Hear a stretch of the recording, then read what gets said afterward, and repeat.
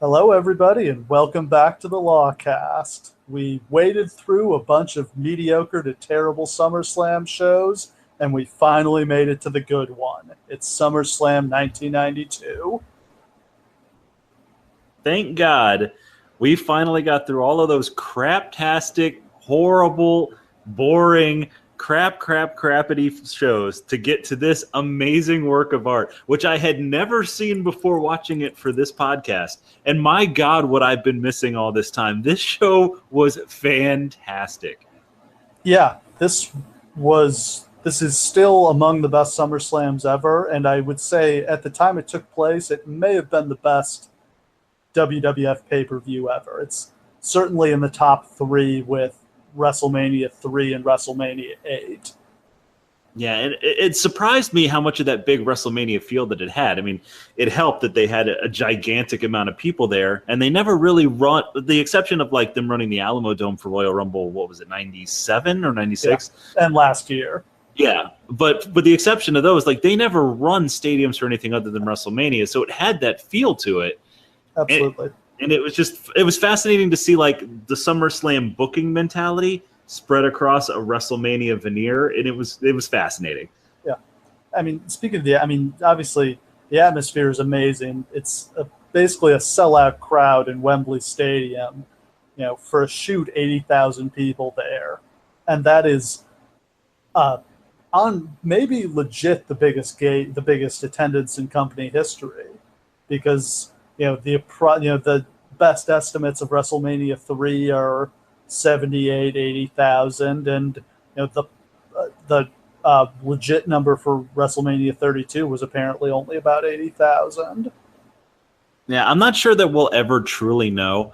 I'm not sure if Vince even actually knows what the biggest gate that they've ever done is. Estimating attendance at a sporting event is really more art than science, because you're counting all the people selling popcorn, all the security guards, that all counts towards attendance. Exactly. So, but it certainly feels every bit as big as WrestleMania 3. And I would say, honestly, that this crowd is hotter than that one was. Yeah, because this is the WWF had only started running shows in the UK like a year or two before this. And so this is the first pay-per-view in the UK and one of their earliest tours of the country. The first time they'd ever had a really big show. And pretty much the last time they'd ever have a really big show. Yes, for reasons we'll discuss now. So because of the time difference with the UK, it was not really practical to broadcast this show live. It's a 5-hour time difference, so you try to work that out. If the show were to start at 8 o'clock at night on the East Coast, that would be 1 o'clock in the morning in the UK, and that's just not going to fly. So they taped the show. Now, in the early days, SummerSlam was on a Monday, not a Sunday. And in fact, I don't know when Sunday pay-per-views became the default, because these early pay-per-views, some were on Sunday, some were on Monday, some were on Saturday. Sometimes they do a matinee show, so Sunday night did not become the standard for a while. But they taped this show Saturday evening in the UK and aired it Monday night on pay-per-view. And it did not do terribly good business. It only did 300-something thousand buys, which was down about 100,000 from the year before. Now, they blame that on the show being taped. I would contend this was also just a sign that their business was softening. WrestleMania 8 had not done terribly well, and in the years to come, their business would continue to tumble. But it seems like the official explanation within the company was the taped show was the reason it bombed. Now, if they did this now, I would absolutely believe that the tape show would be the reason it would bomb, because everyone and their mother would know all of the results immediately. Yeah, the show would be live on Periscope while it was going on, and people would be watching it. But you got to remember, at the time, with no internet, even if you were subscribed to Meltzer's Observer, it wouldn't have come out in between that time. You wouldn't know what the results were unless you heard from someone who was there. Yeah. So it's not that situation. I think much more the culprit for the business being down here is the fact that this is really kind of a weird amalgamation of two shows. One, which was originally supposed to be in Washington, D.C., before they decided to move it to Britain, which is focused solely around this Warrior versus Randy Savage match. And another where they're like, oh, crap, we're in Britain. We got to put on a show for them to draw this big-ass house. Let's put Bulldog and Brett in the main event. Yep. So nothing on TV leads up to Bulldog versus Brett. So you're left with a pay-per-view main event that nobody at home gives a shit about, but everyone live wants. It's huge draw in Europe. Obviously, Bulldog being British, fighting for the title in his home country. And Bret Hart, for whatever reason, was always incredibly popular everywhere except the United States. Yeah, it's like the biggest disparity maybe ever between a match that will draw a live gate versus a match that'll draw a pay-per-view number. Like, Bulldog was not a star on that level in America, that's for sure. But overseas and in Europe, like, obviously they drew 80,000 fans with this match. It's incredible. Yeah. I'm sure their hope was that Warrior and Savage and the Flair shenanigans would deliver them a big draw in the United States. But, Warrior never really drew big pay-per-view numbers now that we're looking at it. And, babyface versus babyface matches, in this era didn't tend to draw very well. That said, when we get to it, we'll talk about it more. But the fans live were eating that shit up with a spoon. It's an absolutely great match, and I don't think it gets the credit it deserves historically. Absolutely. So what else is there to cover kind of from the overview? It's billed as the SummerSlam you never thought you'd see.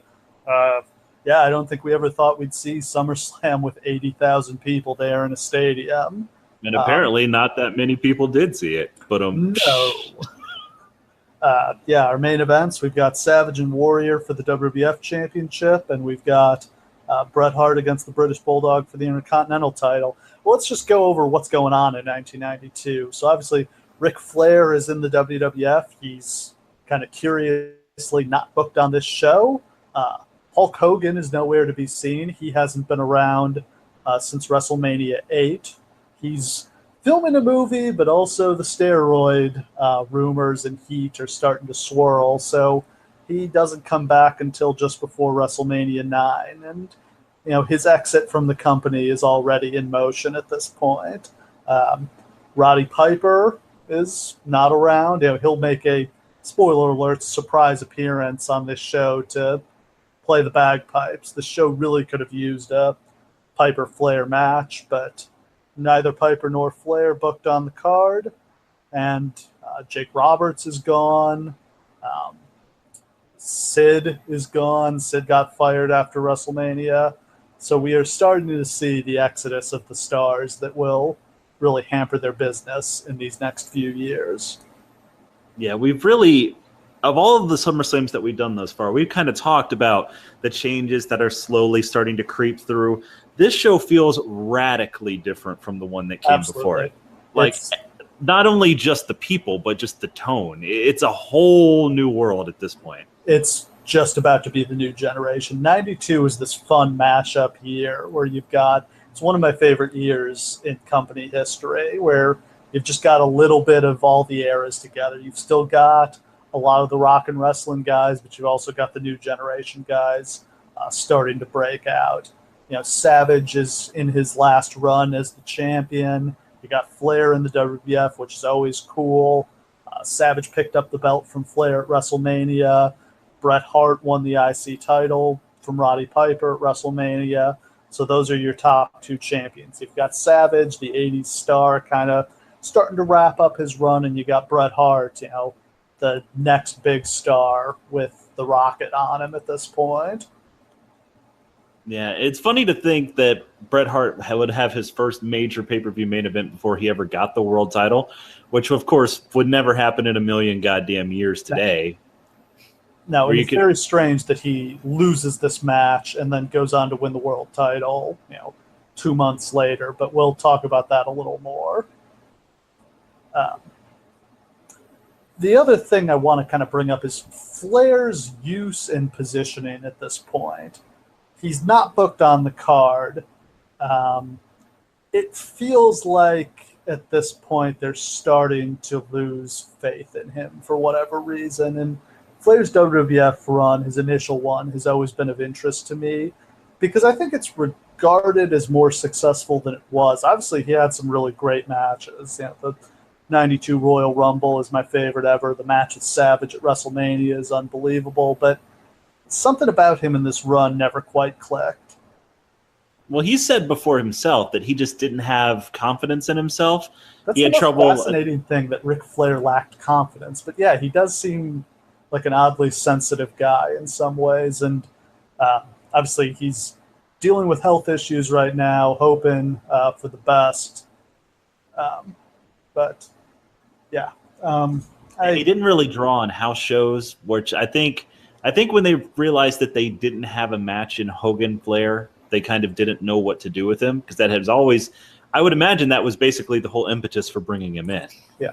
Well, his wrestling style is so different from the wrestling style of the WWF at the time. Like the Ric Flair match from, the 1980s is a 30-minute match. Like it's just a setup. There's a way it goes. He gets beat up. He takes over. He works one of the body parts for a while.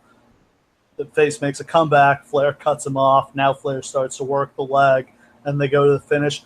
You're not working 30-minute matches in the WWF in this era. In this era, you're working an 8 to 10-minute match, and you've got to have your 4 or 5 signature spots that you're going to hit. And Flair just didn't wrestle that style at this point.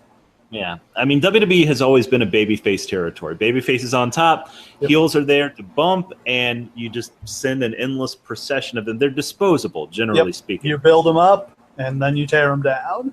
And Flair could not be a babyface at this point in his career because he just hadn't earned that with the fans yet. No, not in the WWF.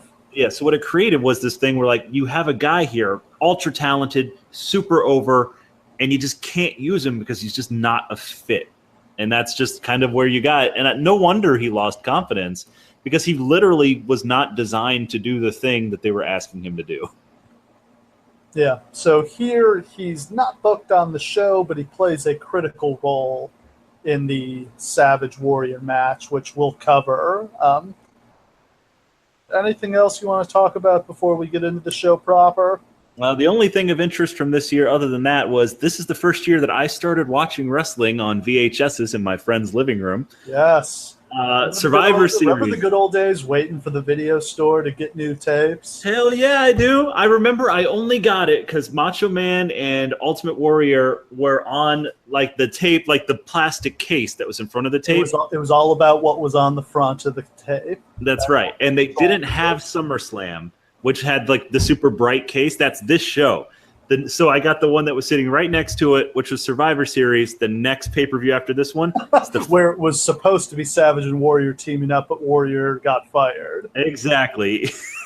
So literally that's the first wrestling show I ever watched, was the next pay-per-view after this one. So it feels like coming home, seeing all these familiar faces and familiar weirdness. Yeah. Also, I'm super old, and the Law's first match that he watched is like 8 years after this. And I've been watching wrestling forever. I'm coming up on 20 years. I'm so old. Yeah. All right. So we get into the show itself.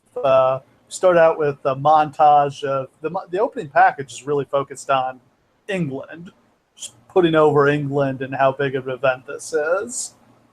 I just love the number of people who showed up to a WWE event dressed like, I don't know if they asked them to like face paint themselves with like the Union Jack on, or if they just literally, or if that was for the British Bulldog, but literally like half the crowd is just carrying like British flags and shit. And I'm like, this is not a patriotic event. What are you doing? It was such a huge event for their country. I mean, it's hard to put it into words what this seemingly meant, but this was like hosting the Olympics, it seems. I mean, that is a really good point. And like, I think even still to this day, I think that they would react like this if they got another shot at it. But they need to at some point. It's crazy that it hasn't happened yet. especially with the wrestling scene the way that it is right now, absolutely. Yeah. But man, holy crap, are they excited. And it's just so cute to see a bunch of like 8-year-olds with like Cockney British accents out front being like, I ain't the water. I don't know what the fuck accent that was. I apologize, British fans. Yeah. So the opening match, should note that the commentary team is Vince McMahon and Bobby Heenan, which strikes me as a combination we did not see very frequently over the years, but continuing the SummerSlam tradition of weird announce teams. Yeah, and I didn't like it. Not only because I don't really love Vince as a commentator, as we've talked about before, but I feel like it kind of brought Heenan's energy down, being with somebody who he couldn't really play the foil with in McMahon, because McMahon really doesn't play along with Heenan at all. No. That Vince and Jesse had pretty good chemistry, but yeah, Vince and Heenan here don't really click. I think it's because Ventura is not afraid of Vince. Yeah. So the opening match is the Legion of Doom against Money Incorporated. This was originally going to be for the tag titles, but Money Inc. lost the tag belts to the Natural Disasters a few weeks before this match. I don't know exactly why that happened, but I wonder if it had something to do with the fact that LOD seemed to be kind of winding their run down here. I guess. It seems really odd that instead of just having one good tag team match here, like maybe like having that Natural Disasters versus Money Inc. match here, they really just split it off into two really odd, out-of-place tag team matches instead. Like, we'll get to the other one later, which I don't even know why the fuck that exists, but it's just weird. Yeah, I mean, to me, LOD and Money Inc. seemed like the top two teams in the company at this point. I mean, Money Inc. were a big enough heel team that they give them Hogan at WrestleMania, and that felt weird, but not that out of place. But right. There was some crazy stuff going on with the Legion of Doom at this point. Fucking Rocco, yeah. So they had brought in Paul Ellering to be their manager, which is awesome, as we noted last year. The Legion of Doom, not quite the same without Paul Ellering. But they also gave them a ventriloquist dummy named Rocco that they found in a Chicago junkyard. Do you have any theory on what the hell this was about? I don't even have the slightest fucking clue what Rocco was about. Like, I guess the idea... Merch? How can the Legion kids are going to buy ventriloquist dummies? How can the Legion of Doom need to be more merch worthy? It's literally the face paint and the shoulder pads and the action figures. Yeah. Like, they were everywhere. I had Legion of Doom figures when I was a kid. I didn't even collect action figures. Like, why a ventriloquist dummy? And if they didn't... at various points, I've thought that maybe it was just Paul Ellering and they didn't have faith in him. How the fuck is a ventriloquist dummy helping with that? No. They do get an awesome entrance where they ride motorcycles down the ramp. But it's where Rocco is strapped to the front of Paul. Yeah. It's one of those things that it's inexplicable. It's one of the dumbest things ever I've seen in wrestling. Yeah, and they never make any attempt to make it make sense. It's not like they use Rocco in the matches and stuff like that. He's just there. Yeah. DiBiase comes out in a white suit, which is like the most super fly thing I've ever seen. Oh, he's glittering in the lights. It's beautiful. Love it. Yeah. So this show started, I don't know exactly what time, but seemingly kind of early evening, so the sun is out for the beginning, and outdoor wrestling shows look cool to me because it's something we don't get to see very often. Absolutely. Like, it's the same kind of vibe as when they just did it in San Fran. Like, it's very, very, very cool when they pull it off, and then when it looks like crap, it looks horrible. So you're kind of making that trade-off. Yeah. So this match, LOD start hot, but then Hawk misses a clothesline and he gets worked over. They make the hot tag twice, but the referee doesn't see it either time. Animal finally gets the hot tag. He cleans house. They go for the Doomsday device, but Hawk gets thrown off the top rope. So DiBiase just gets flat backed out of the electric chair position by Animal, which I thought was pretty cool. And then DiBiase gets power slammed and pinned. I didn't think it was a bad opening match, but nothing too interesting. Yeah, I totally agree. I do wish that it had been for the tag titles. It kind of felt like it was. It felt like it had that kind of level of meaning to it, and maybe they could have given it a couple extra minutes if they trim off that other tag match, which had no reason to exist. I don't know. It was a lot of fun. The fans were super into it. I don't have any answers for that or for Rocco or for any of these situations, but it was a fun match. Yeah, I mean, so Hawk leaves only a few weeks after this, and then they team Crush and Animal for a little while, and then it's just kind of that's it.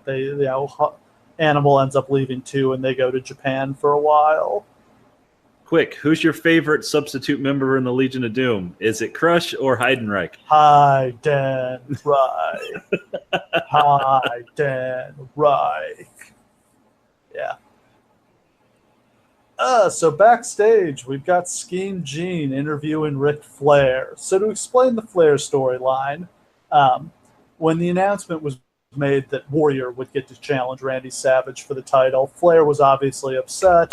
Flair was the former champion. He hadn't gotten his rematch, and he had lost to Savage at WrestleMania when Savage pulled his trunks on the pin. So he's very much in the right here. He's clearly entitled to a rematch that he's not getting. But he starts scheming, and he announces that Mr. Perfect's managerial services are up for grabs to the highest bidder between Savage and Warrior. And then the next week he announces, oh, somebody's bought it, but we're not going to reveal who.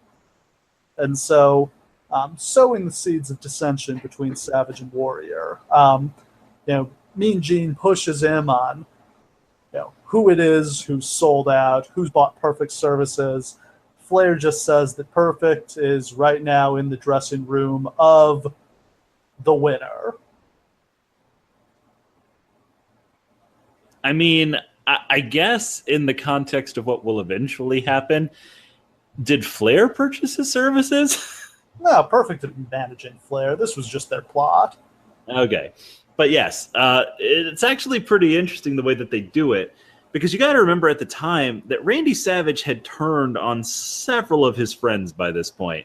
Yep. He's a babyface now, but it's not beyond remembrance of when he betrayed Hulk Hogan and when he became the Macho King and screwed over everybody all the time. Like, it hasn't been very long. It's kind of like with Seth Rollins now. You remember he screwed the Warrior out of the title against Sergeant Slaughter. Exactly. So it's you can understand why Ultimate Warrior would be very suspicious of him. You can understand why Savage would be very defensive, like, no, I'm not the one who's doing it. Screw you. Why are you asking me? And so it creates something that it's very similar to one of my all-time favorite WWE storylines, which I'm sure we'll cover at some other SummerSlam or something later on, where the turning of Tatanka. Oh, yeah. That is Tatanka and Luger. They basically redo this storyline. Yes, but that's one of the greatest storylines in the history of professional wrestling, in my personal opinion.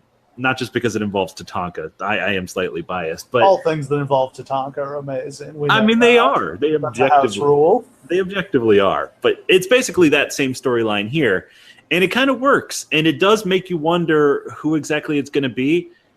I imagine if I was a kid, I wouldn't have for 1 second thought it was Warrior, which it would have been fucking great if they had turned Warrior here. It would have been really interesting to see Warrior as a heel. I don't even know how you would do that. I would say that you'd have to change everything. Which is funny because you would think that he couldn't sell or anything like that, but I swear that match he spends half of it selling. But again, I'm getting ahead of us into the match. Yeah. So the next match is Virgil against Nailz. Oh my god. Oh boy, Nailz. Oh my god. So this is a year after Virgil had that great match with Ted DiBiase and beat him, and he is just 100% on job duty here. Not getting that fuck money on this night, and no Olive Garden to go to afterwards in England. No Olive Garden at all. Tough night for Virgil. Even though he's too legit to quit. Yeah. So Virgil is apparently friends with the big boss man. Sure, I'll buy that. Yeah, why? Okay, sure. WWE trying to strike a blow for race relations, I guess. And Nailz is a natural opponent for the Boss Man, since Nailz is a prisoner and says he was abused by the Big Boss Man when he was in prison, which, hey, Boss Man used to be a heel, so I believe it. Let's just take a minute to talk about Nailz. Man. He's literally only famous for the one thing, and that's when he attempted to choke out Vince McMahon with his actual finishing move. Because and then claimed that Vince tried to molest him. Yes. Which, like, on the one hand, there have been some very serious sexual assault allegations against Vince McMahon, but that ain't none it. of them involved men. Yeah. This was not one of them. Well, let's just talk about, like, I don't hate the idea of the character. That, like, Big Boss Man's past is coming back to haunt him, or a prisoner who's on parole from jail because he's going to be naturally violent. Like, okay, whatever, I'll go with it. It's that cartoony kind of time. The guy who plays Nailz is the shits. Yeah, he can't wrestle at all. He's, like, big, but he doesn't look good. Yeah. He's got, he's wrestling in a prison suit. But even, like, his, like, general look is bad. Yeah. He looks like the kind of guy who would have been told to trim up even in the 80s. It's like, what are you doing? Like, I don't understand how he ever made it to the point where he could have gotten into Vince's office to choke him out over a payoff. He should have been thrown out in the street way before that. This just feels like one of those Vince ideas where he's like, I've got it. We'll have the Big Boss Man fight a prisoner. I'm just sad that they didn't get to do, like, the full thing and have, like, a prisoner of war match or whatever. They could have done another jailhouse match. Oh, my God. Yeah. By the way, Hell in a Cell should have been invented for that. I mean, you would think. So this is just a squash. Nailz wins in 3 minutes with a choke. Nothing to this. Nailz ends up getting fired not long after this, so ends up going nowhere. And then he wrestles like one match in WCW. They brought him in and had him wrestle Sting on a pay-per-view and do a job in like 2 minutes. It was a very strange thing. Just one more reason to remember that no matter how hard and challenging and how much you hate your coworkers, just give a thought to Sting in the early 90s and the garbage he had to work with. Really had the company on his back. So on a much better note, the next match is Rick Martel against Shawn Michaels. Now, it's kind of strange for them to be wrestling each other because Shawn Michaels is the villainous Heartbreak Kid. This is after he's put Marty Jannetty through the barbershop window. And Rick Martel is Rick the Model Martel. This is after he's turned on Tito Santana. So we've got ourselves two heartthrobs going at it in a heel versus heel match because they are fighting for the affections of Sherry Martel. Honestly, if I had been old enough at the time, we could have made it a triple threat because if I had known that that was an option, I would have been in on that right from the start. Yeah, so Sherry is managing Shawn Michaels and sings his theme music at this point. But she is, she's got a little crush on Rick Martel, and how can she not? Well, let me say that, like, was it ever established that Sherry Martel and Shawn Michaels were an item of some sort? We talked about this with WrestleMania 9, and it seems like no. It's not. But the theme music is sung by her, and she's talking about how, Shawn is so cute, so sexy, he's such a heartthrob, but maybe it was an unrequited thing. I mean, I guess maybe. And I just have trouble, like, figuring out everyone's motivations in this match. Like, obviously, Rick Martel just wants to fuck Sherry. Well, yeah. I get it. Sherry is way into him, but also really wants, like, Shawn to fight for her. Like, it seems like this is, like, a jealous, neglected girlfriend thing. It's like they're having a duel. It's, there's no sex in the WWF in 1992. It's much more innocent and courtly love than that. I think it's funny because I think if you play this whole thing out with, like, Elizabeth instead of Sherry, it all plays way more straightforwardly and it makes more sense. Whereas in this case, like, the person who comes off as the biggest heel in the whole thing is Sherry. Yeah, no, she actually does because she's like clearly like got these guys wrapped around her finger. It's similar. They kind of did something like this. Remember when Brian and Punk were fighting over AJ? Yes. That was really weird. Yes, it was. And like neither one of them actually wanted her. But they Yeah, were like just Brian was just. I mean, but Brian like actually played it, whereas like Punk wasn't willing to sell it at all. yeah, very odd. But like Yeah, what it results in is like two very fancily dressed men going to war. yeah. So Shawn comes out in his leather boy outfit. Martel comes out dressed as a tennis player, which is just the most heelish thing imaginable. And I love Vince being like, I don't understand what he's doing. Wimbledon was 2 weeks ago. Yes, because Rick Martel is a world-class tennis player, obviously. So the stipulation here is neither guy's allowed to punch the other in the face, which is just Genius. such a great, like, little additional thing to add to it. Um, isn't that when they have the brawl in Anchorman? Isn't that something they agree to? No punching in the face. Oh, yeah, that's the Yeah, moneymaker. yeah. Because they can't punch each other, they do lots of technical wrestling, and these guys are both great athletes, great technicians, great sellers. I've always been a big fan of Martel. If Martel could have talked at all, I think he could have been the world champion, but the French accent really held him back. So he could speak volumes just with that smug ass grin that he had. That's like the most heat seeking facial expression I've ever seen on a human being. Now, he is so hateable. It's kind of miraculous that him and Tito were a really good face team, but no, clearly he was meant to be a heel in the United States. Um, Martel gets thrown out to the floor and he hugs Sherry, and Shawn, sells this like it's the greatest insult he's ever had. You know, I think we're doing a disservice too because we've discussed what they were wearing. I don't know that we've mentioned what Sherry was wearing here really quick before we move on. Pants with the ass cut out of them? Yes, pants with the ass cut out. Thank the Lord. Yeah. I love how, it's like PG WWF from the early 90s, but Sherry is allowed to basically like be dressed like a stripper. Literally, and this is, I guess, just a couple of years after the Elizabeth thing where like they just randomly take her skirt off. But still, this is easily the most risque thing I'd ever seen on WWE television to this point. It's not even close.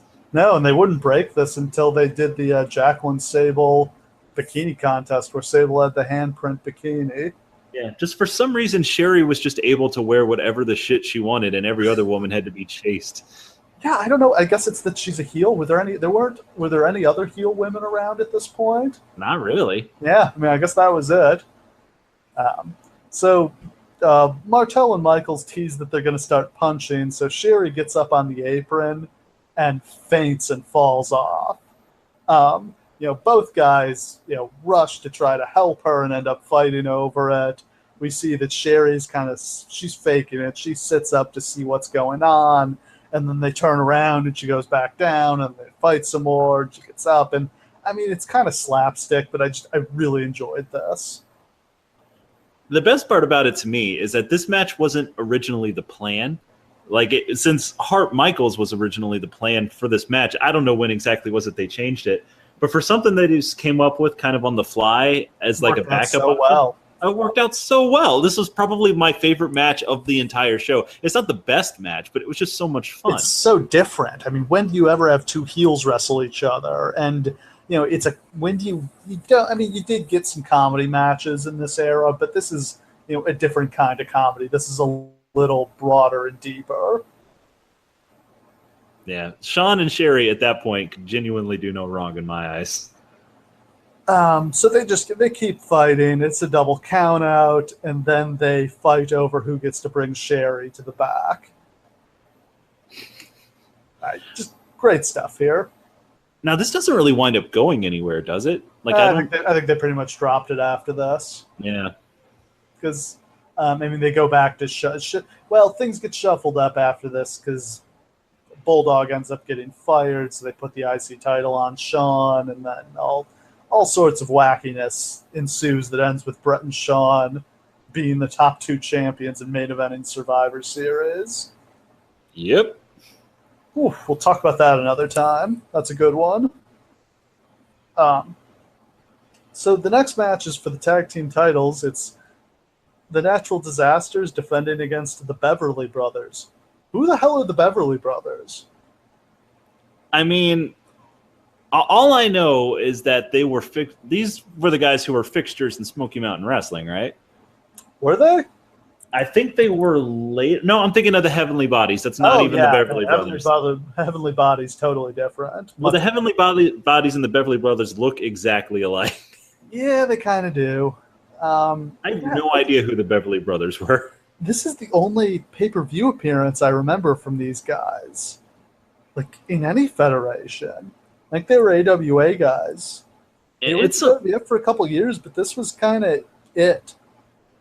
I mean, they're so clearly like kind of like a jobber tag team, which makes it so weird that this is the tag title match. And they kind of give the Beverly Brothers some offense to kind of try to make it credible, but it's just not. And they don't even get an entrance. And you've got 500-pound guys selling for these two generic dudes in their purple cape gear. Like, yeah, this is just a strange match that didn't really feel like it belonged on this card. One interesting thing, though, is because the Natural Disasters were heels on the last show that we did. Yeah. It must be said, they are gigantic baby faces here. Oh, crowd loses it for them. Yeah. And I'm pretty sure by WrestleMania, they're gone again. Yeah, I feel like this is pretty much the end of the road. I mean, Typhoon goes to WCW and becomes the Shockmaster. Yes. And John Tenta ends up in WCW too as the Shark and the Avalanche. Yeah, so just listen to the gigantic crowd reaction they get here and then realize that the Shockmaster and the Shark is what WCW made out of it. Yeah, this goes 10 minutes. The Disasters get the win. Not a lot to it. I didn't think it was a bad match. I thought the Beverlys seemed perfectly competent, but they just weren't credible threats. Right.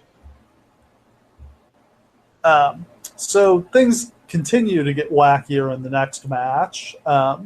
We've got Crush against Repo Man. So we've got two members of Demolition fighting each other, but that, of course, is not acknowledged because Repo Man is not a former member of Demolition. Okay, look, I've taken a shit on Demolition every single podcast that we've done thus far on SummerSlam. And I'm not going to stop now. In order to understand how crappy Demolition is, or was, look at Repo Man and understand that he was half of Demolition. Yeah. Repo Man, 2 years before this, is half of the most dominant tag team in WWE history. That's fucking mind-blowing. Repo Man is such a great, terrible, cheesy wrestling kid. Like, the trench coat and the mask and, like, the evil laughing as he repossesses somebody's car. Like, again, just the twisted mind of Vince McMahon to come up with this stuff. Honestly, I loved Repo Man. He's basically the Hamburglar in real life. It really is. And it kind of worked a little bit, though it's not. I don't know how you make that part of a wrestling storyline. Like, he repossessed a bunch of people's stuff, which was fine, but it's one of those things where, like, he's got a job, and it's just like, why are you wrestling? You should be doing your job. Wrestling doesn't pay, man. It was a tough time for the industry. These guys all had to get side gigs.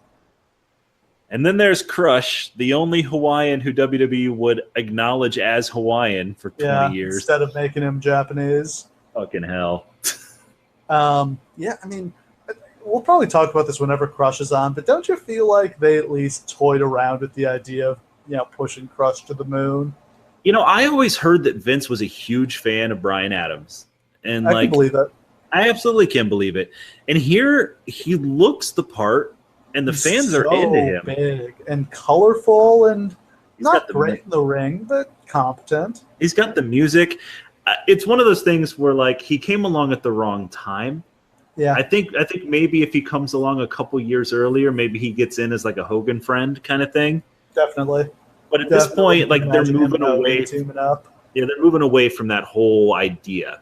Yeah. You know what I mean? So there wasn't any room for a guy like that. Yeah, not much to this. Crush wins with the Kona Crush.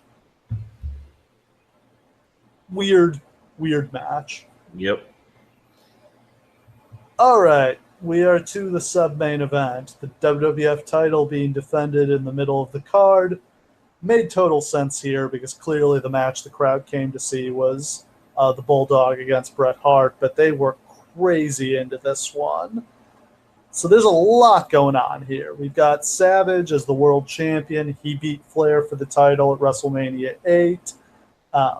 Warrior and Savage are old rivals. Savage cost Warrior the WWF title at Royal Rumble 1991, and then Warrior beat Savage in a retirement match at WrestleMania 7, forced Savage into retirement. Savage was reinstated due to fan demand after he was brutally attacked by Jake Roberts, and Jake had his arm chewed up by a cobra. We'll cover that sometime. We'll do Tuesday in Texas at some point because that Jake Savage feud is one of my favorites of all time. But so Savage was reinstated. He beat Ric Flair to win the title at WrestleMania 8, and that same night, Warrior returned from his post SummerSlam 91 firing to save Hogan from Papa Shango and Sid Vicious after the main event. So Warrior's back. He never got his rematch after he lost the title, so he is given this title shot, cutting ahead of the former champion Ric Flair. And as we know, looming over this is Ric Flair's scheme where he says that either Savage or Warrior has sold out and bought the services of Mr. Perfect for the event. So what do you think of the setup here? I like the idea of the sold out thing because it it's hard to sell face versus face matches. It's a little bit easier today because fans don't really care about faces and heels like they used to. But in this era, it's a really hard sell because people want somebody to boo and they want somebody to cheer. So putting this kind of veneer of one of these guys might be a secret heel over it, it helps. It helps like Lyndon, like an idea of somebody here is the villain. Who's going to be? There's tension. You never know what's going to happen. These two really hate each other because of this issue. It works. It works a lot better than face versus face matches usually do.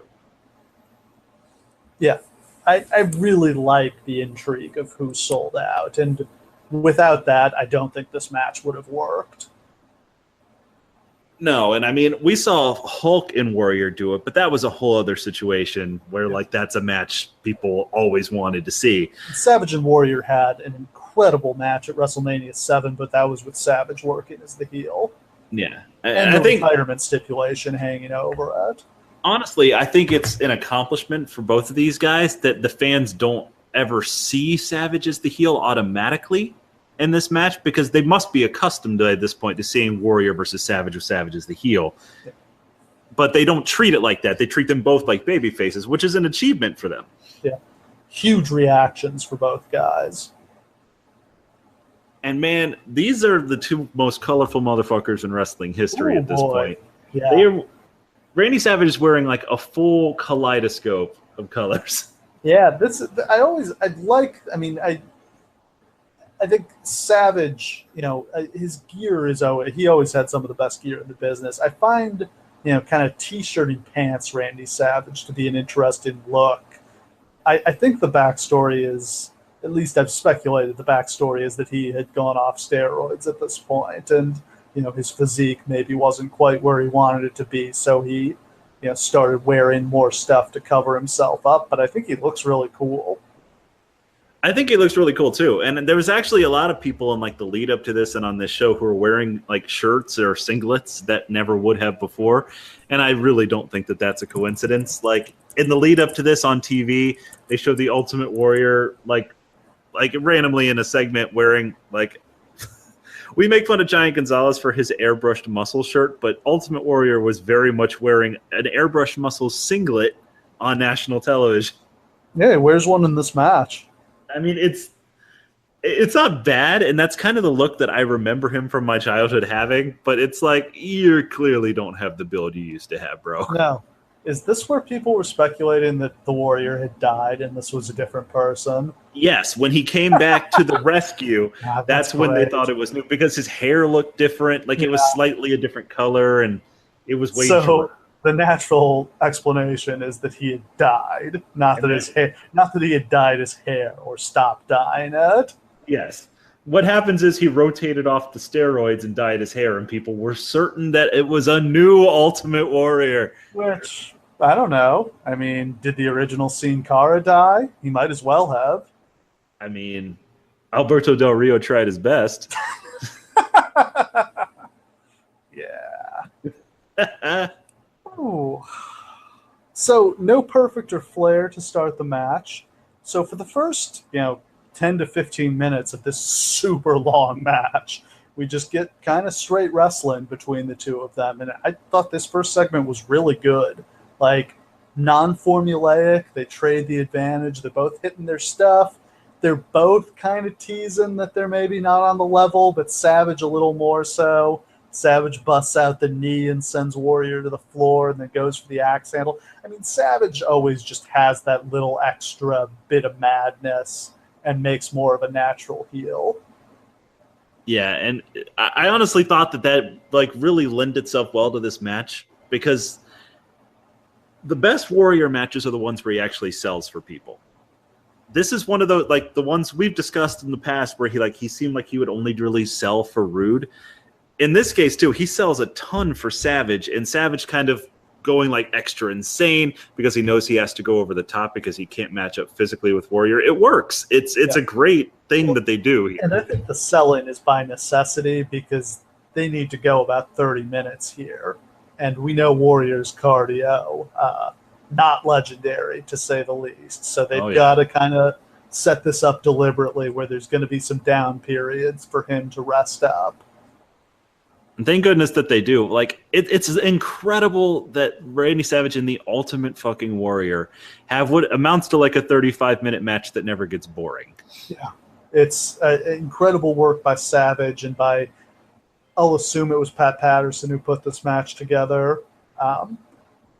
Great work here. Like this is, to say there's going to be a 30-minute Ultimate Warrior match. And not only is it not going to be a disaster, it's actually going to be a pretty great match is really an achievement. Absolutely. So Flair and Perfect do show up. They kind of huddle and talk for a minute, and then Flair trips Savage. So we got the reveal. It's Warrior who's sold out. But Warrior didn't see it. The ref gets bumped. Warrior takes out Savage with an axe handle, and he's got the pin, but there's no referee to count it. There's another ref bump, and Savage hits a pile driver. Now he's got the pin, but there's still no referee. So Savage goes to check on the referee. Perfect tries to revive the Warrior, and then Perfect holds Warrior so Flair can knock him out with a foreign object. So it's Warrior who sold out, right? Because they only tripped Savage. They knocked Warrior out. Got to be Savage they're working for. And at that point, the crowd responds like they're like, "Oh no, Randy." Yeah, because you just can't trust the Macho Man. But Savage didn't see any of it. That's kind of the key here. That both guys conveniently don't see the interference. Savage hits the flying elbow, gets a really long, slow 2 count.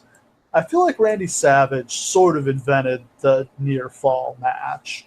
Because he was really the first guy to start doing that I can remember, to have so many close 2 counts in his matches. Absolutely. Now it's every single match is based around 1-2 kick out, but was not common back in this era. Warrior makes his comeback. He hits the clotheslines, the press slam. He goes for the splash, but Perfect grabs his foot.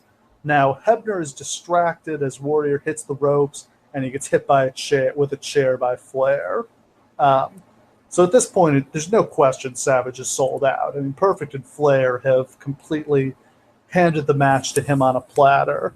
Savage slowly gets up. Warrior's still down. He goes up to the top rope, and he hesitates. He knows something's not on the level here because he knows he didn't knock out Warrior. He stops, he thinks about it for what seems like forever. Warrior's down, he can drop the elbow and pin him, but he doesn't want to do it that way. He makes his decision, he jumps off the top, and he goes at Flair, and I just love the moment. Absolutely. And it's such like a cathartic release by the crowd when they realize that neither one of them is the bad guy, and they can just boo the shit out of Flair, which they do. Yeah, just evil heel work from Flair, and so dumb but noble from Savage. But that's kind of what wrestling babyfaces tend to be. They almost have to be a little dumb, because if they were too savvy, they'd be heels.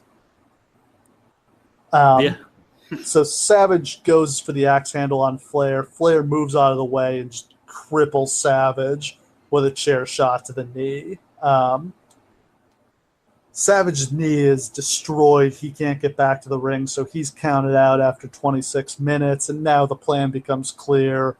Flair and Perfect double team Savage. Flair puts him in the figure 4 while Perfect blasts his knee with the chair. This is like a Horseman-style beatdown. This is the kind of thing you don't usually see in the WWF. Though I loved seeing it. Oh, yeah. I really wish that they could have found a place for this kind of thing to like melch the styles or really gone this way. I know that Vince is a babyface first kind of guy, but they were in such a state of transition. I don't know why they didn't at least try it. Well, give Flair a state. Like, I wish Arn and Tully were still around. Flair, Arn, Tully, and Perfect. Like, Perfect playing the J.J. Dillon role. Like that, it works.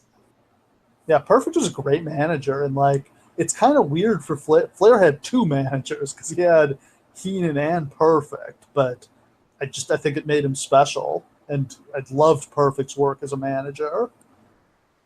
Absolutely. Just for some reason, he and Flair just fit together so well, and it just made sense. Yeah.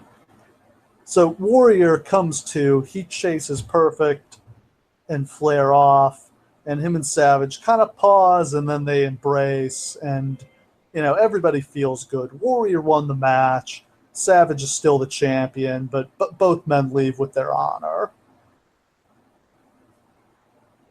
And then Savage would lose the title. Yep. Literally the next day at the TV taping. Of course. God, did they fly all the way back to Pennsylvania and do the TV taping within the next couple days? They taped an episode of Superstars where Flair beat Savage for the title, which the title changing hands on an episode of Superstars is crazy. But it does. Yeah, that's wild. I forgot to mention.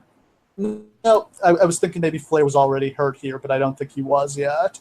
Like that happens after he wins the title. He has a match with Warrior where he gets suplexed and dropped on his head, and he has the inner ear injury, and that's why they have him lose the title to Brett. God damn it, Warrior. Yeah, I mean, just getting into weird, like, to change the title on TV is, just bizarre. Like, something that never happened in this era. And, I mean, if you think back to this point, I mean, had anybody had a title reign less than, 6 months at that point? Or, a world title reign that they didn't win at WrestleMania? It's very rare. Yeah, I mean, Slaughter won it at the Rumble and dropped it at WrestleMania. But yeah, it's true.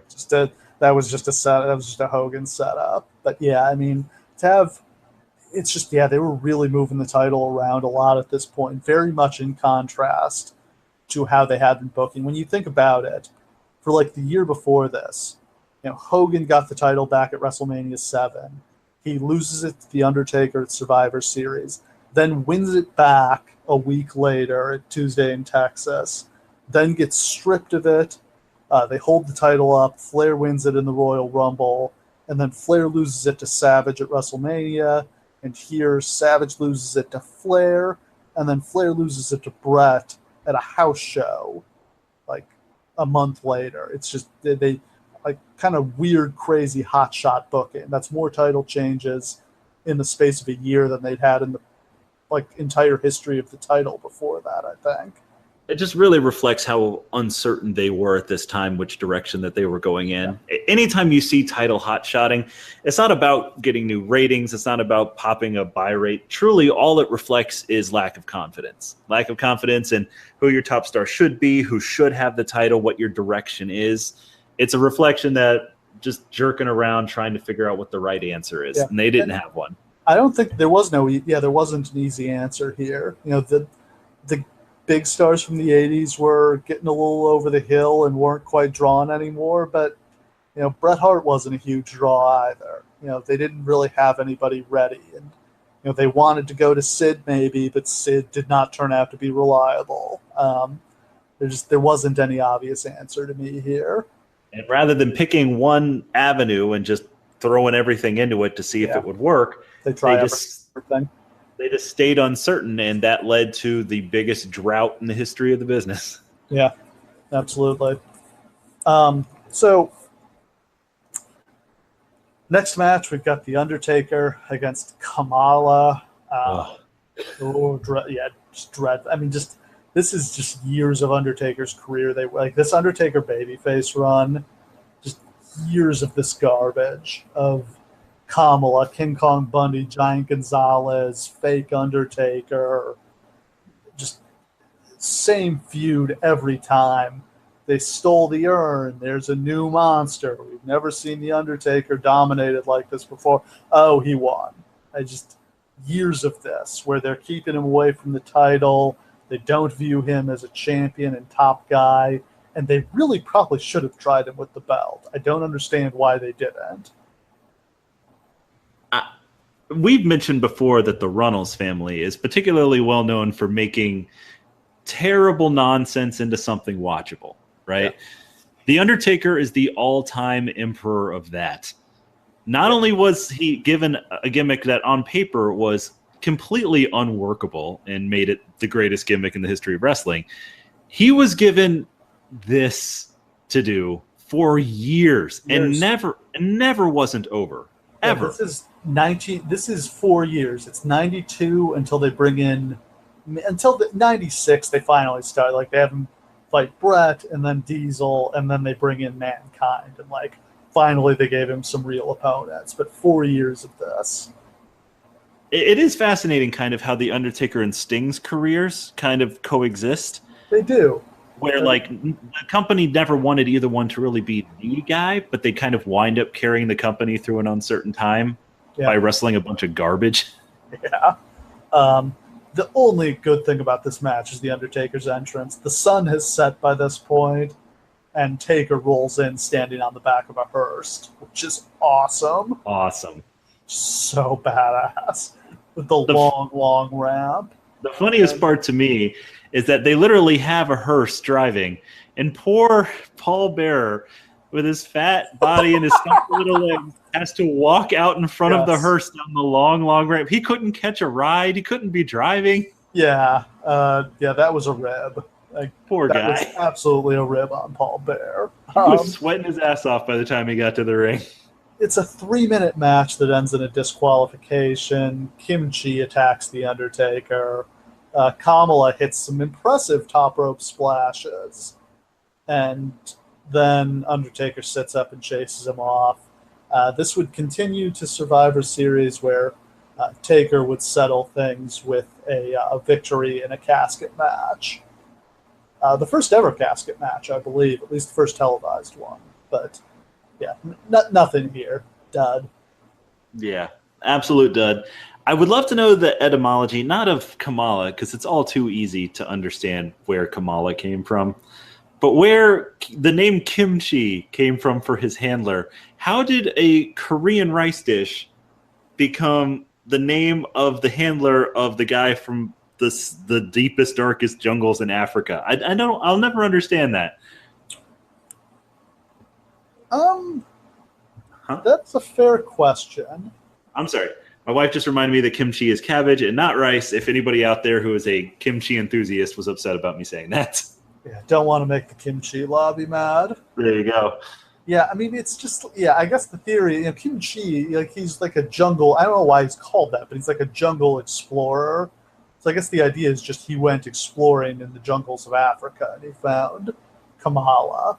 His name just happens to be just Kimchi. Not like a full name, just there you go. The South Korean jungle explorer. Vince was looking through the menu of the Korean restaurant for lunch, and he saw, I mean, you're trying to apply logic to the illogical. who the hell knows what goes on in the mind of Vince McMahon? Fair point. I wouldn't want to know. I think it would be terrifying to get inside that mind. So, two things happen here. First, we have Roddy Piper make an appearance and play the bagpipes. Hey, Very Roddy. cool moment. Yeah. Kind of wish he'd been on this card, but cool to see him. Big pop for that, too, that he plays. Does he play the Scottish national anthem?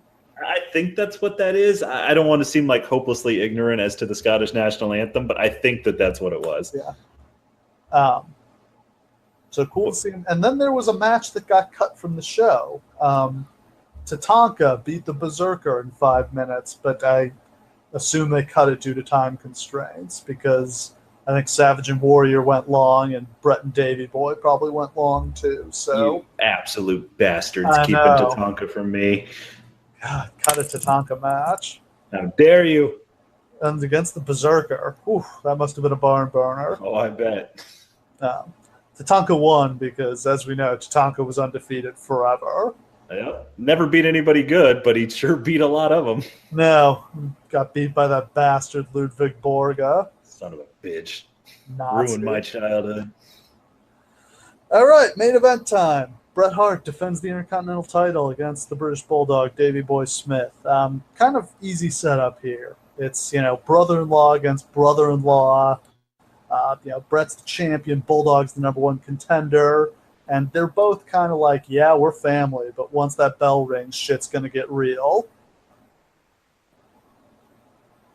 I actually really like the way that they did this, too, because they did a million Hart family storylines, but this is kind of the first one. And so they kind of split up the family. Like, Owen is taking Bret's side, and what the hell is the name of Bulldog's wife?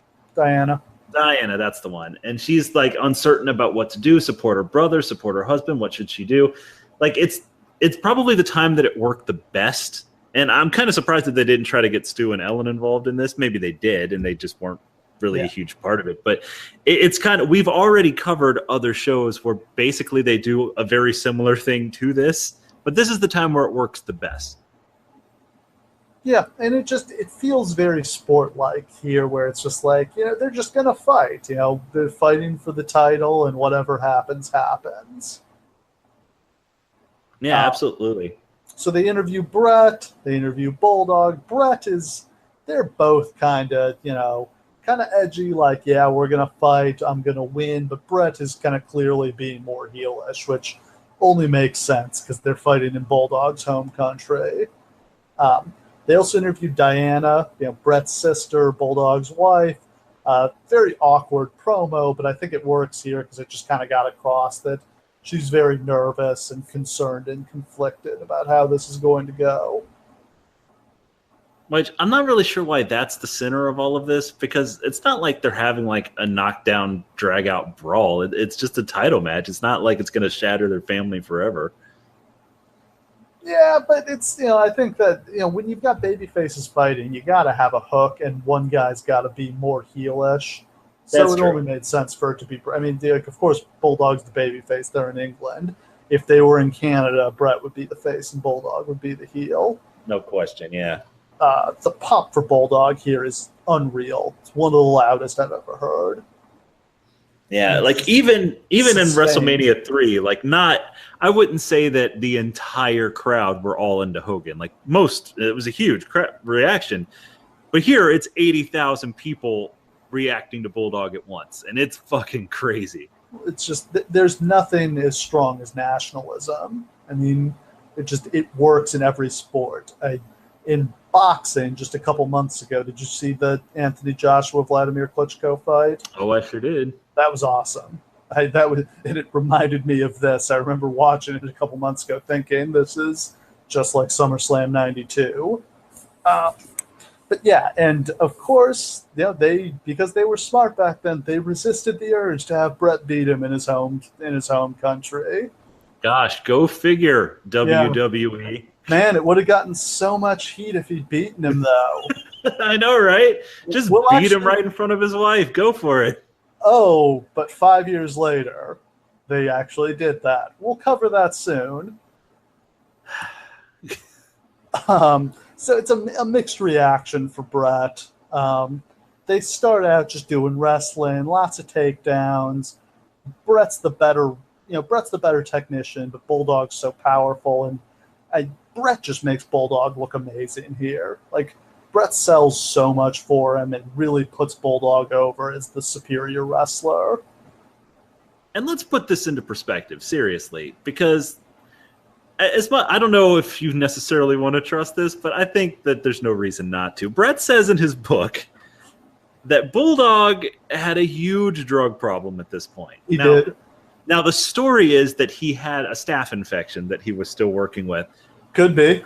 Yeah, Bret says that that's all bullshit, that he had a huge drug problem and that he literally couldn't get in contact with Bulldog to plan out their SummerSlam main event match until the night of Bulldog's life. Yes.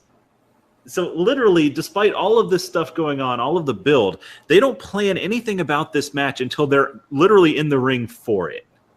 Just try to understand that for a second. Now, it's one thing to be like, yeah, we're going to call it in the ring, but even the oldest school of old school guys would still, like, put together, a skeleton of the match. Like, they'd plan out, like, okay, you get heat on me, I'll make the comeback, shut me down, I'll come back again, and then here's the finish. Like, I'm not even sure that they all knew the finish before they went out. Like, that's how crazy this is. Yeah. I can't do play-by-play on this one. It's such a fast-paced match. There's so many takedowns, so many moves. Like, nothing crazy high impact, though. I mean, we get Bulldog thrown to the floor by Bret. And the big turn in the match is Bret goes up to the top and he gets thrown off. He stays down. Bulldog goes to the top. And then when Bulldog comes off the top, Bret moves and they reveal Bret was playing possum. And he kind of cockily throws Bulldog out to the floor. And that's kind of when Bret really goes full heel. Bret had this great way of playing heel without ever actually doing anything bad. Yeah. Where, like, it would just be language. Like, I'm still being very professional and I'm doing all the right things just trying to win. Yeah. But, like, he does it in such a way where you're like, you dick. And, like, this would come in handy with the double turn with Austin later because a lot of the same things he does then. Yeah. So Bret starts working the back to set the sharpshooter up. Bulldog makes a comeback, hits the running power slam, which I believe was his finisher at this point and would be throughout his career. And Bret just kind of kicks out of it, too, which is unusual for this era for somebody to kick out of a finishing move. Absolutely. They do some reversals, massive superplex from Bulldog for another super close 2 count. And the crowd was sure that was the finish. Double clothesline, and they're both down. This is when the crowd is just going absolutely wild. While they're down, Bret grapevines Bulldog's leg and rolls over into the sharpshooter, similar to what he did to Perfect the year before, but this was so cool. This is why Bret Hart's sharpshooter is the definitive version of it and not Ricky Choshu and not Sting's, because nobody else could do that. Yeah, it was like the diamond cutter with submissions. He could just put that on you from any angle. It was great. Most of the other guys who did the sharpshooter couldn't even put it on right when they were just The Rock. Even Benoit's sharpshooter sucked.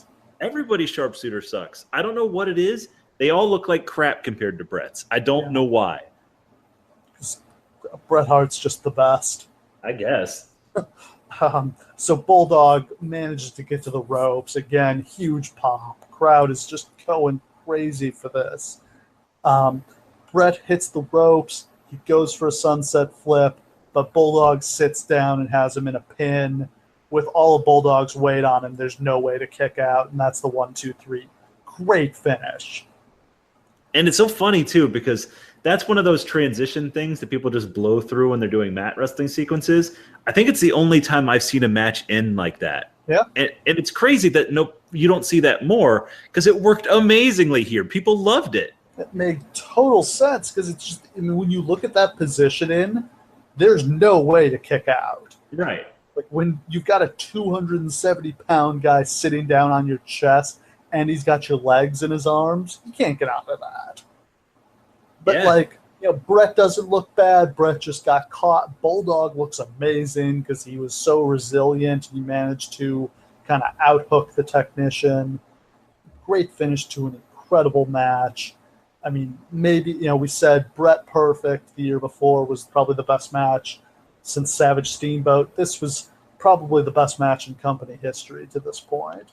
Yeah, and I mean, it might still be top 10 to this day, honestly. Like, Such a great match. Yeah, it's hard to figure out where to put it. And to give them extra credit because they really didn't take the shortcuts. Like, there's one finisher kick out, but there's not like no tables, no chairs, no kind of huge high spots. Just great wrestling. Yeah, and they never sell out their storyline. They never go for cheap heat. They never do anything cheap in this. Yeah. They earn it, which is amazing. And the cathartic reaction of the crowd when like a British guy actually won something, and it's not like it's the world title, it's the Intercontinental title, which is great, but it's not the world title. But they react legit like Hogan just slammed Andre. Like it's that level of pop. Yeah. I mean, since they weren't doing anything with the world title at this point, it almost makes you wonder if maybe they should have just put the title on Bulldog. I mean, it probably would have taken a lot of shuffling around to get to that point, but I don't. If it wasn't for like his massive drug problem at the time, yeah, I have to imagine that they would.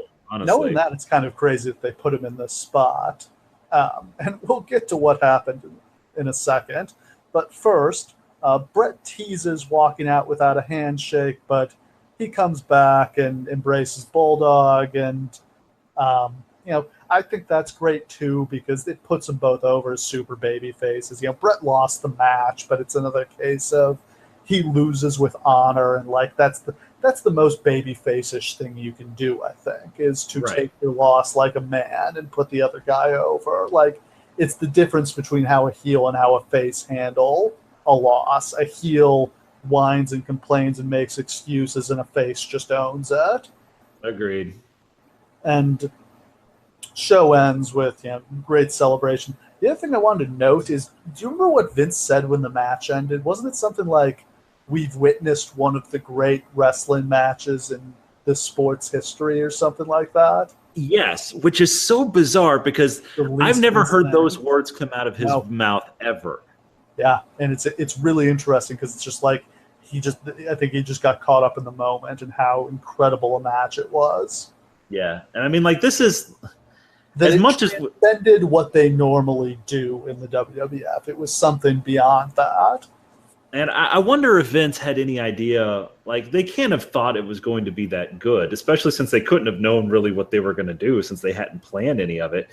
But it's interesting the level of faith they had to have had in Brett at that point to let him be in that spot and to let the other guy he was with, they just gave him to Brett and just be like, hey, carry him to the main event of SummerSlam. Yeah. Like, what?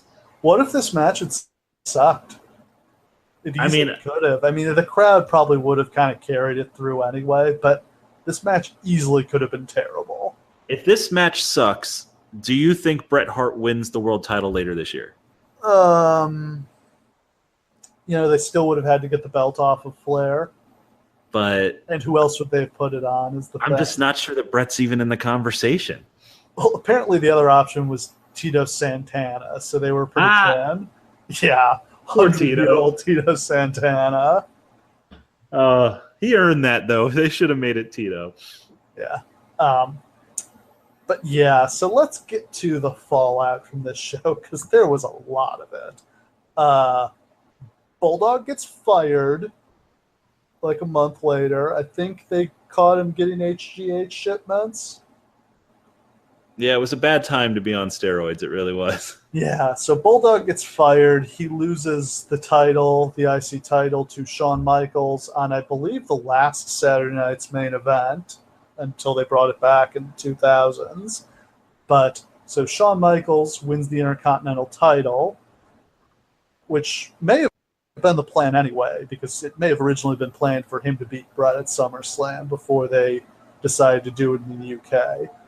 And then, as we covered kind of in a WrestleMania 9 episode, you know, Ric Flair got injured in a match against Ultimate Warrior and couldn't really wrestle, had to drop the title, and they decided, let's go with Bret. So Bret wins the title on Canadian Thanksgiving at a house show in Saskatoon, Canada. Which, yeah. Yeah. That's even a step down from winning it on Superstars. I mean, that's literally like the next best thing to just winning it in a broom closet. I mean, it's one thing to win it at a house show like at Madison Square Garden, but yeah, I mean, it was in Canada, so the reaction was massive. But yeah, I mean, the belt was going to come to Bret anyway after the SummerSlam match, and maybe even before that. They knew the belt was going to come to Bret, but I think it would have been much better for him if he had gotten it at WrestleMania, gotten to win the Rumble, and gotten a proper build and crowning before. It's weird that he got the belt so soon after a high-profile loss. Yes, and then of course there's what winds up happening with him at WrestleMania. Which, also covered in the archives. Yes, please go back and listen to our WrestleMania 9 episode. It's the first episode we ever did, and it was the first episode because it's my favorite WrestleMania of all time because it is batshit fucking insane. Yeah, these were very strange times for the company, and WrestleMania 9 was about as strange as it got. So, this show is sort of a time capsule of what was good right before things went bad. I love 1992. I love all of the pay-per-views from this year. It's this amazing mix of talent at the cross-section of generations where you've got Hogan and Warrior and Flair and Savage, but you've also got Bret Hart and Shawn Michaels and Yokozuna and Razor Ramon and Jake Roberts and Ted DiBiase. It's just an incredible collection of talent, and these shows from 1992 are, in my view, all great. Some of the best the company ever did. Yeah, I completely agree.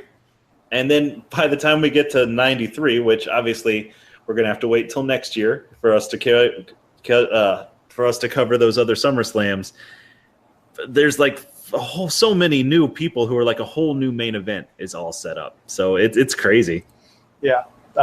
As we've said many times, the time of change, and things went downhill fast after this, but for the little bit that it lasted, this was some incredible stuff. Absolutely.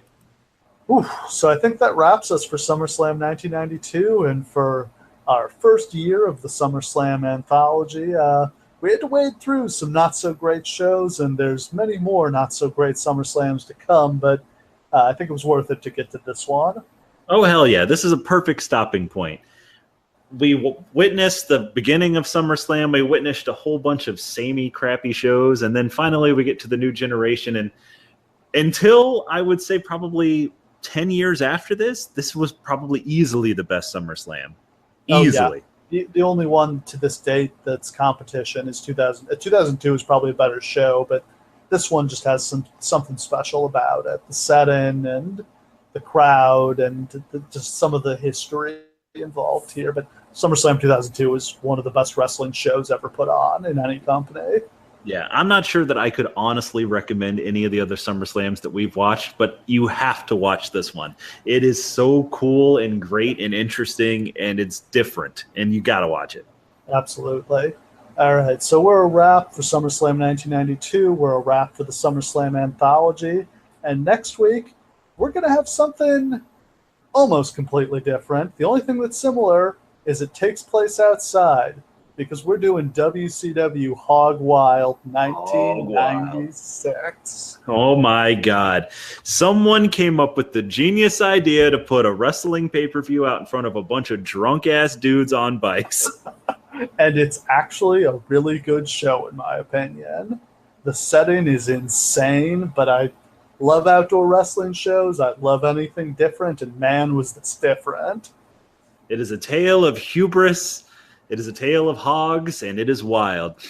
But it also shows that when you're hot, and WCW was getting white hot at this point, stuff just works for you, and this was one of those cases. We got Hollywood Hogan challenging the Giant for the WCW World Heavyweight Championship. The Outsiders against Sting and Lex Luger. Ric Flair against Eddie Guerrero. Doesn't that sound like something you'd be interested in? Hell yeah.